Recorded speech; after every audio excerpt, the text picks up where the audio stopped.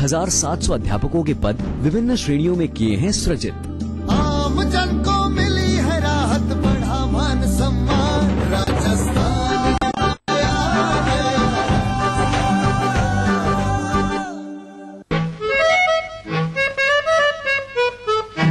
हसरत जयपुरी को 2 बार Filmfare best lyricist award मिला।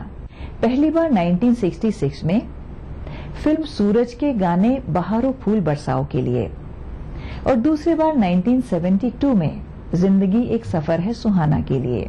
इसके अलावा भी उन्हें अनगिनत अवार्ड्स मिलते रहे। सुनते थे नाम हम जिनका बहार से, देखा तो दुला दिया झूम झूम के। सुनते थे नाम हम जिनका बहार से, देखा तो दुला दिया झूम झूम के।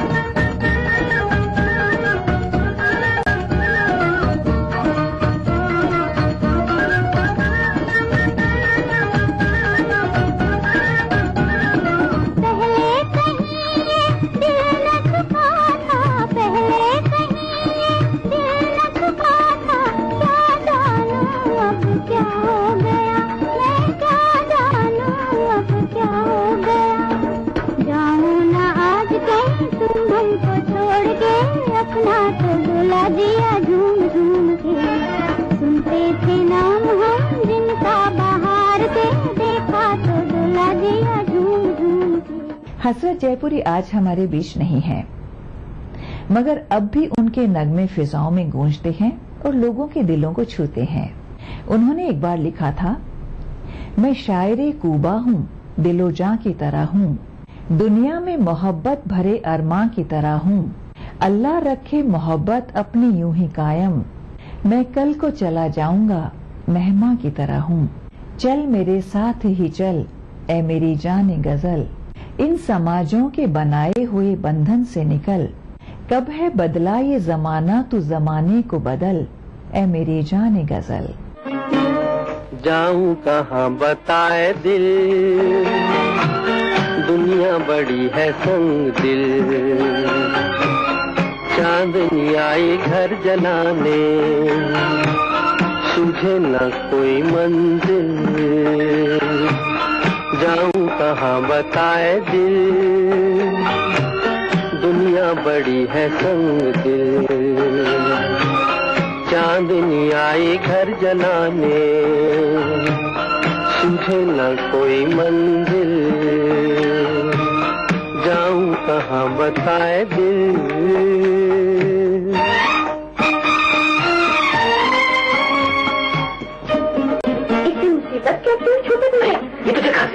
आज मैंने तुम्हें माफ कर दिया। रक्षाबंधन के दिन भाई बहनों की रक्षा का वचन देते हैं। मैंने आज तुम्हारी रक्षा की, ये कभी न भूलना।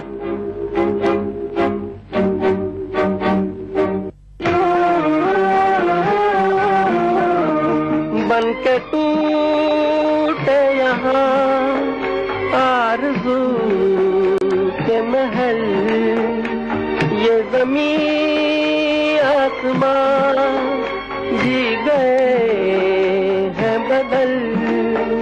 कहती है जिंदगी इस जहां से निकल, कहती है जिंदगी इस जहां से निकल।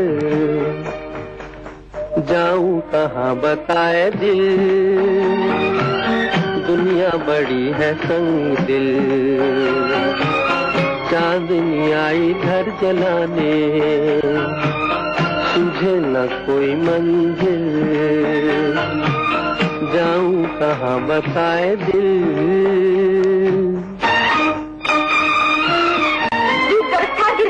गिर गया या जानबूझ के गिरा दिया? झूठ क्यों बोलती हो भाभी? भाभी को झूठा कह रही हो? मेरे पास वक्त नहीं फजूल बातों के लिए, मैं जा रहा हूँ। नहीं भैया, ये तो बहन की प्रार्थना है। बहन हो और भाई राखी न बंधवाए तो बड़ा अपशगुन होता है भैया। होता है तो होने दो।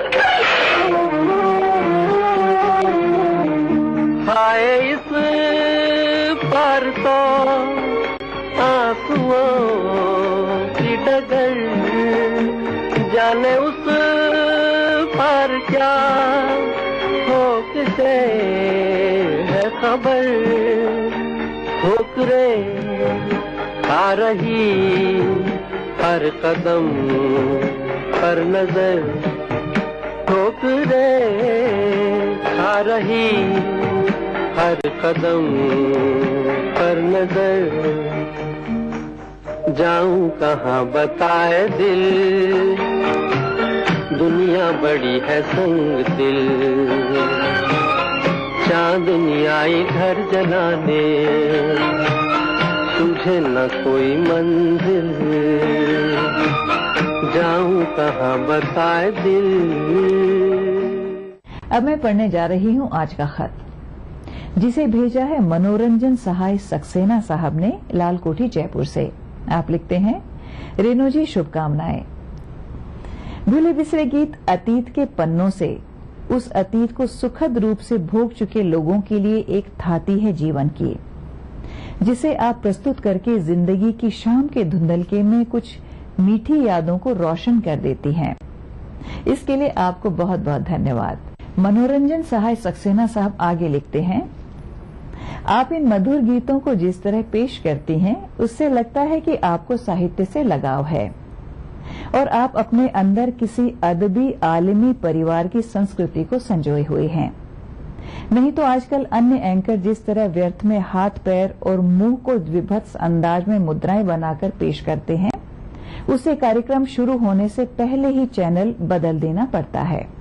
मैं तो बस यही स्नेहाशीष दूंगा कि आपकी उम्र लंबी हो और आप अपने अंदर सहेजी अदबी आलमी सांस्कृतिक रवायत की अदायगी के साथ इसी तरह ये कार्यक्रम और अन्य अदबी कार्यक्रम पेश करती रहें। अगर मुनासिब हो तो फिल्म दीदार का गाना हुए हम जिनके लिए बर्बाद सुना दें। सक्सेना साहब लिखते हैं कि आप सपरिवार स्वस्थ रहें, जिससे श्रोताओं को एक अच्छी प्रस्तुता के माध्यम से अच्छे कार्यक्रम देखने और सुनने को मिलते रहें। सद्भावी मनोरंजन सहाय।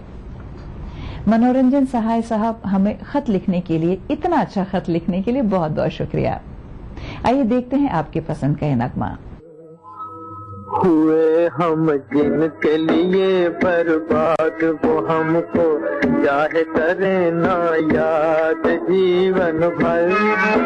जीवन भर उनकी याद में हम गाए जाएंगे, गाए जाएंगे।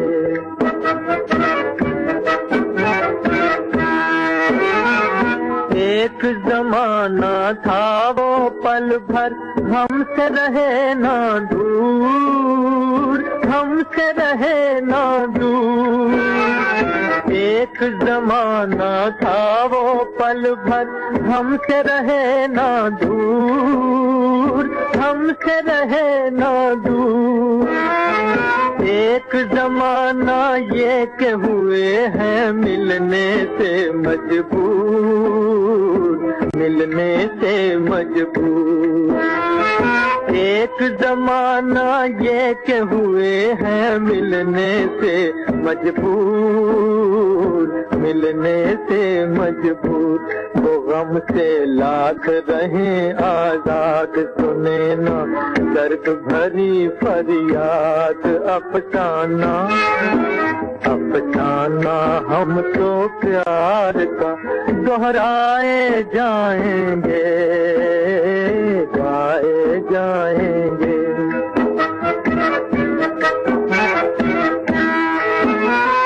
मैं हूँ ऐसा दीप के जिसमें, मैं हूँ ऐसा दीप के जिसमें ना बाती ना तेल, ना बाती ना तेल। बचपन बीता बनी मोहब्बत, 4 दिनों का खेल, 4 दिनों का खेल। बचपन बीता बनी मोहब्बत, 4 दिनों का खेल, 4 दिनों का खेल। रहे ये दिल का नगर आबाद, बसी है जिसने किसी की याद। हम दिल को उनकी याद से बहलाए जाएंगे, गाए जाएंगे। हुए हम जिनके लिए बर्बाद, वो हमको चाहे करें ना याद। जीवन भर उनकी याद में हम गाए जाएंगे, गाए जाएंगे। भूले बिसरे गीत प्रोग्राम के बारे में अगर आपके पास कोई सुझाव है या आप अपने पसंद का कोई नगमा सुनना चाहते हैं तो अपना मोबाइल फोन उठाइए और उस पर टाइप कीजिए BBB और अपने सुझाव और पसंदीदा नगमे के साथ हमें भेज दीजिए 56000606 पर। अगर आप हमें लिखना चाहते हैं तो हमारा पता है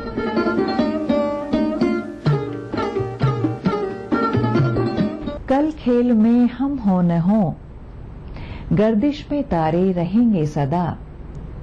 भूलेंगे हम, भूलोगे तुम, पर हम तुम्हारे रहेंगे सदा।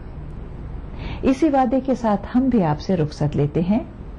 भूले बिसरे गीत प्रोग्राम के अगले एपिसोड में आपसे फिर मुलाकात होगी।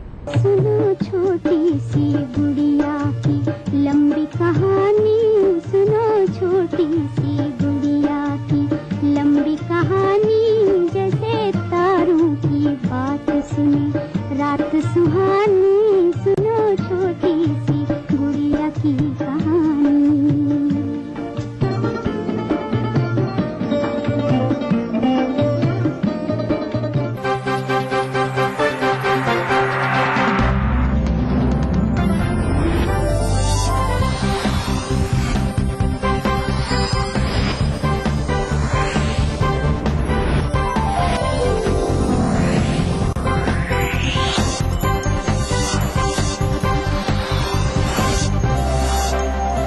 देख रहे हैं ETV राजस्थान।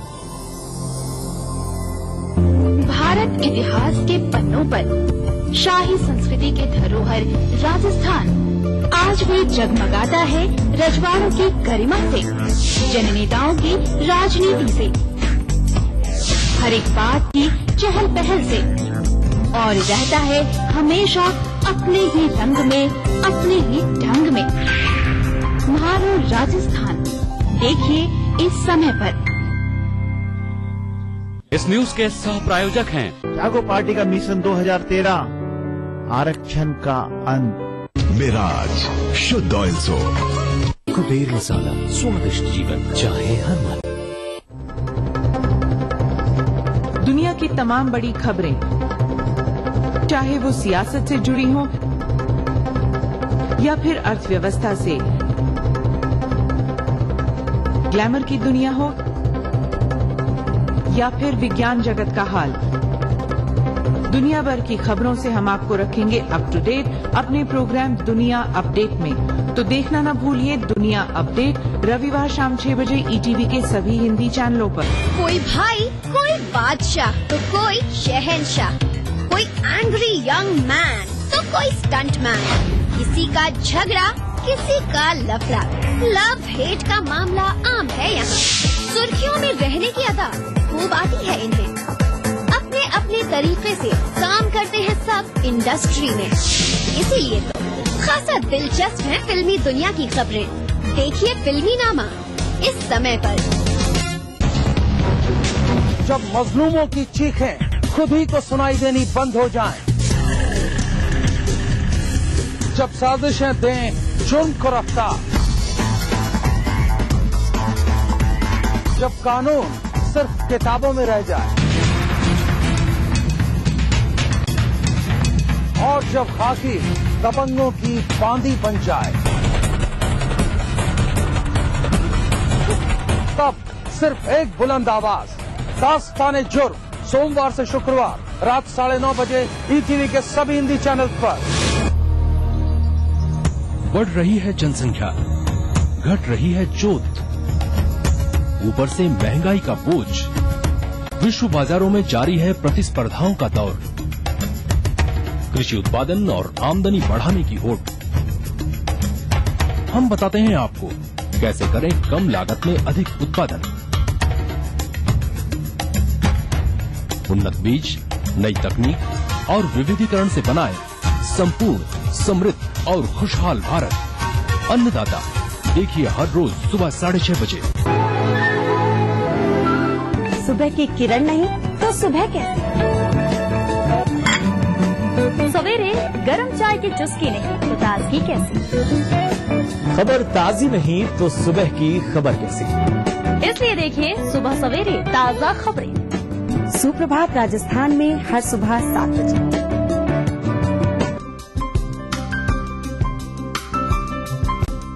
मां लाशऊरी तौर पे शेरों में आ गई, जन्नत में एक पेड़ गजल का। हम लोग नए मुल्क बना सकते हैं, तहजीब की तकसीम नहीं हो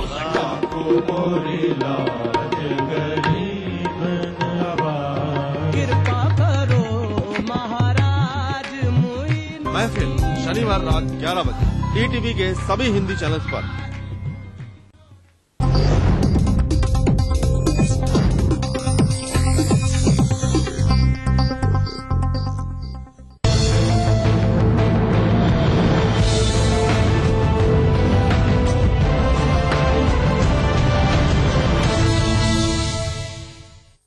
नमस्कार, जनमंच में आप सभी का स्वागत है। राजस्थान के कर्मचारी कहीं असंतुष्ट है कृष्णा भटनागर कमेटी की सिफारिशों को लेकर और कहीं न कहीं बात कर रहे हैं उद्वेलित होकर। क्यों कर रहे हैं इसका कारण हम जानेंगे यहाँ पर। सबसे पहले मैं लेकर आता हूँ इस चर्चा को अर्चना शर्मा जी के पास, जो कि प्रवक्ता हैं कांग्रेस से। मैं जानना चाहता हूँ कि क्या है ये कृष्णा भटनागर कमेटी की रिपोर्ट और क्या है जिसके कारण की कर्मचारी वर्ग कहीं न कहीं उद्वेलित है। मैं भी पशुपेश में हूं कि इतना अच्छा फैसला सरकार के माध्यम से हुआ। 2500 करोड़ का एक मुश्त पैकेज, जिसके माध्यम से 20% जो इंक्रीमेंट होगा नीचे से लेकर ऊपर तक कर्मचारियों का, उसके बावजूद ये लोग आंदोलनरत हैं या फिर असंतुष्ट हैं।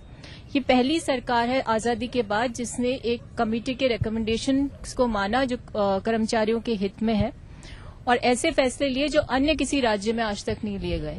संविदा कर्मचारियों के नियमितीकरण की बात की गई, उनको रेगुलर करने के लिए उनके योग्यता अनुसार प्रावधान किए गए हैं। इसके अलावा जो हमारा कमिटमेंट था हमारे मैनिफेस्टो में कि 1/1/2006 से हम 6ठे वेतन आयोग को लागू करेंगे, उसको लागू किया गया। तो इस समझ से परे है कि इतनी अच्छी बातें होने के बावजूद ऐसी क्या समस्या है। देखिए, सरकार संवेदनशील है, पूरी पारदर्शी है, मुख्यमंत्री स्वयं इस चीज को समझते हैं और इन सारी भावनाओं को समझ करके इन सब फैसलों को लिया गया।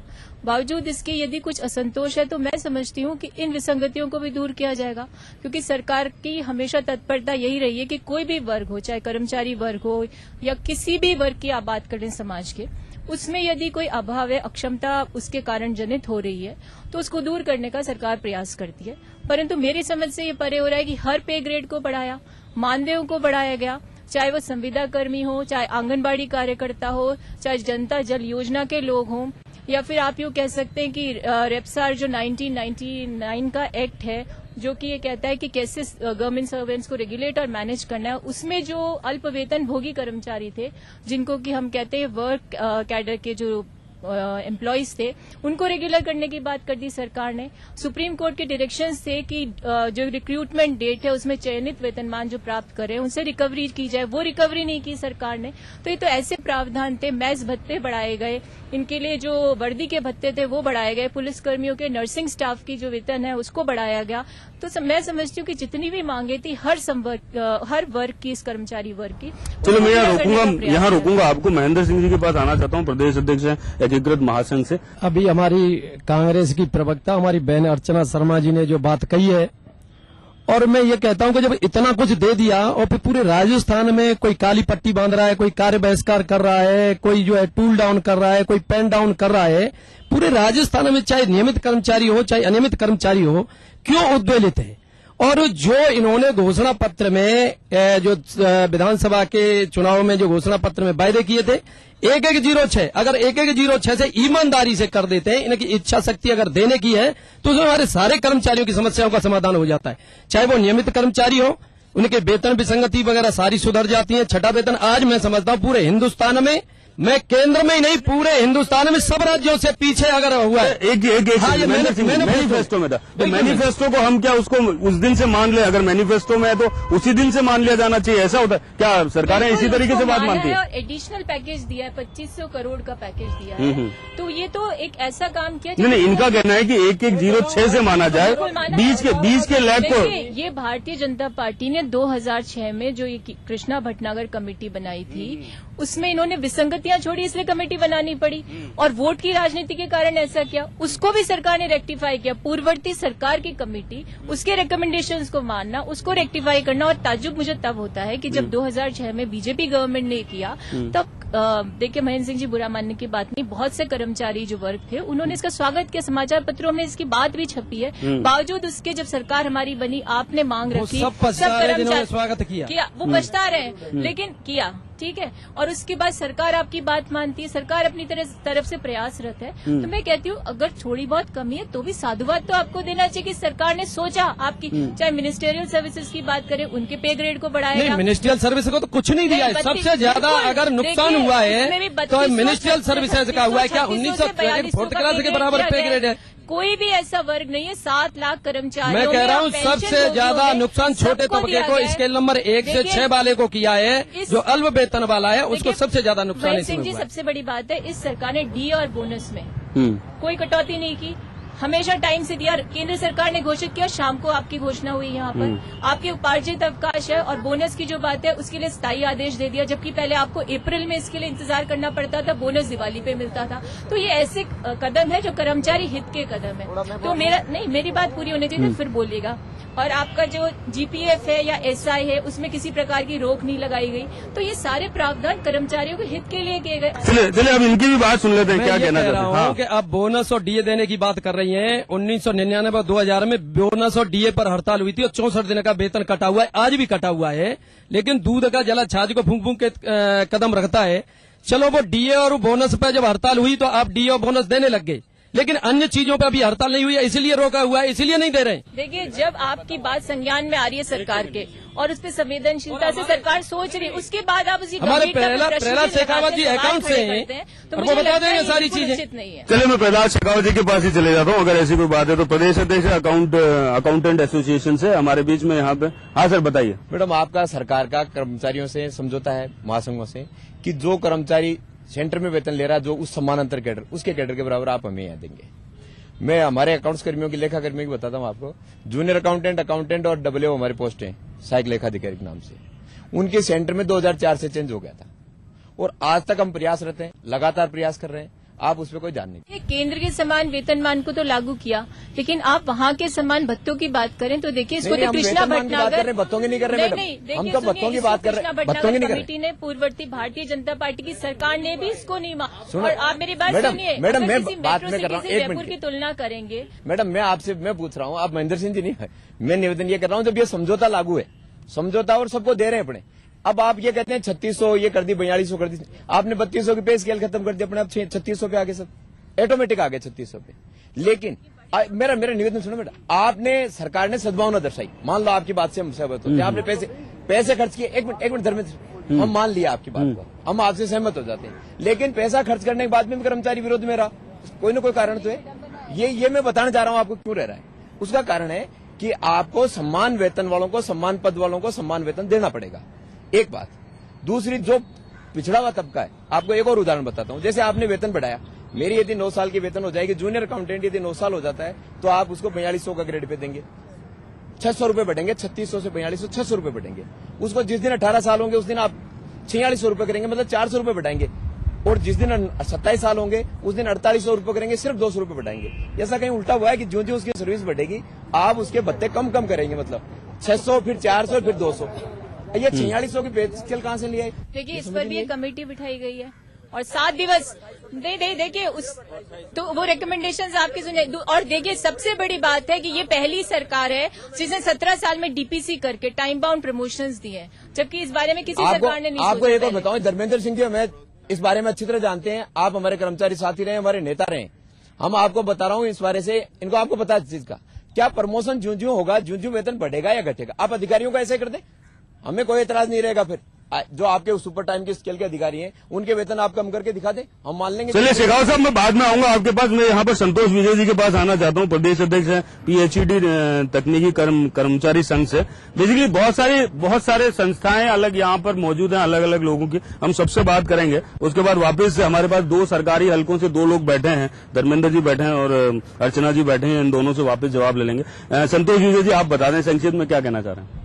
ये सरकार की नीति और नीयत दोनों खराब है, दोनों में खोट है। ये प्रवक्ता जी बोल जरूर रही है मुख्यमंत्री जी के बारे में, लेकिन शायद उनके सलाहकार गलत हैं, उनके सिपह सालार गलत हैं। अगर नीयत सही है तो मुख्यमंत्री जी को एक ही फैसला करना चाहिए कि जनवरी 2006 से केंद्र के समान वेतनमान लागू करें और 9/18/27 को पूर्व की भांति पदोन्नति पद का वेतनमान मिलना चाहिए। चलिए, यहाँ पर हमारे पास शिक्षक नेता भी मौजूद है, विपिन शर्मा जी, हम उनसे बात कर लेते हैं। एक शिक्षक होने के नाते एक नैतिकता की मैं बात करता हूँ कि सरकार ने कहा था, मैनिफेस्टो हमारा एक राजनीतिक दस्तावेज, सरकारी दस्तावेज है।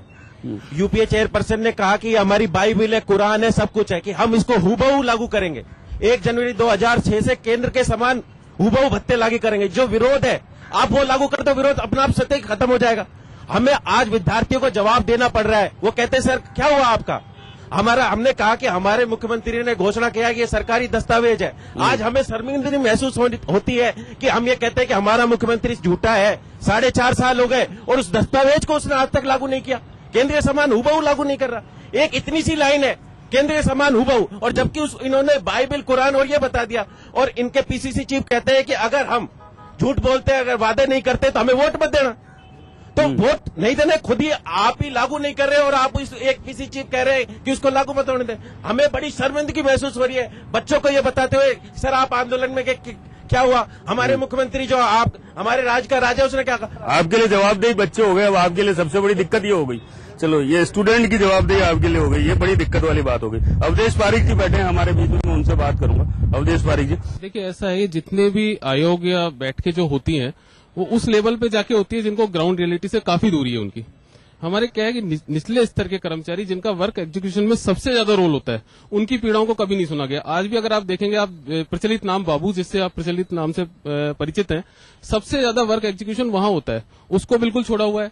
PHED के तकनीकी कर्मचारी हैं और वर्क के निचले स्तर के कर्मचारी हैं, उन सबको छोड़ा हुआ है। उनको न छोड़ के सीधा आप एक लेवल पे आके उन वेतन भत्तों का निर्धारण करते हैं और केवल उस चीज को आप आगे बढ़ाए जाते हैं। तो निश्चित नीचे और बहुसंख्यक तो निचले स्तर के कर्मचारी हैं, तो उनको संतोष करना पड़ेगा। राजेंद्र प्रसाद जी पचौरी हमारे बीच हैं, डिप्लोमा इंजीनियर से, बहुत सारे फहरिस्त है, बहुत लंबी फहरिस्त है। मेरे ख्याल से सारे जितने भी डिपार्टमेंट है सारे नाखुश है। कि जैसे अभी मैडम फरमा रही थी कि यार डीपीसी कर दी गई, मैं आपके सामने बैठा हूं, मेरी 1978 की पोस्टिंग है और मेरा रिटायरमेंट है 2015 जून में। मैं JEN लगा, JEN से रिटायर हूंगा। और मैं आपकी जानकारी के लिए बता दूं कि ये राजस्थान इंडिया में पहला स्टेट है जहां सबसे JEN का जो मतलब ग्रेड पे, और जगह इंडिया में 4200 है, सेंट्रल में, पंजाब में 4800 है, उत्तरांचल में 4600 है, यहाँ 3200 थी। 3200 के बाद में अब 3600 हुई है। आप ये देखिए कि इसका फर्स्ट प्रमोशन गजेटेड ऑफिसर पे होता है, AN का होता है। अब 3200 के स्केल वाला 5400 में कैसे इसका प्रमोशन होगा। अभी जैसे प्रहलाद सिंह जी बता रहे थे कि 3200 के बाद 3600, 3600 के बाद 4200, 4800 और आज की तारीख में मतलब यहाँ वो है जो भारी पड़ता है। आज वकीलों ने आंदोलन किया, सरकार झुकी। इंजीनियर्स आंदोलन नहीं कर पाते क्योंकि वो इस देश के